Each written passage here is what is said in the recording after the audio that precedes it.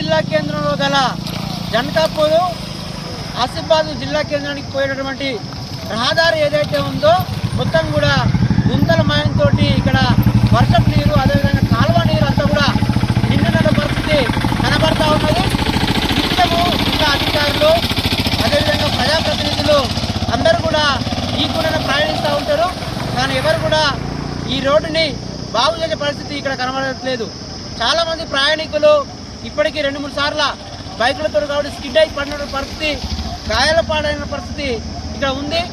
జిల్లా అధికారులు వెంటనే స్పందించి ఈ రోడ్డుని బాగు చేయాలని చెప్పేసి భారత ప్రజాతంత్ర యువజన సమైక్య DYFIగా డిమాండ్ చేస్తూ ఉన్నాం. ఈరోజు ఇక్కడ నిరసన కార్యక్రమం తెలియజేయడం జరిగింది.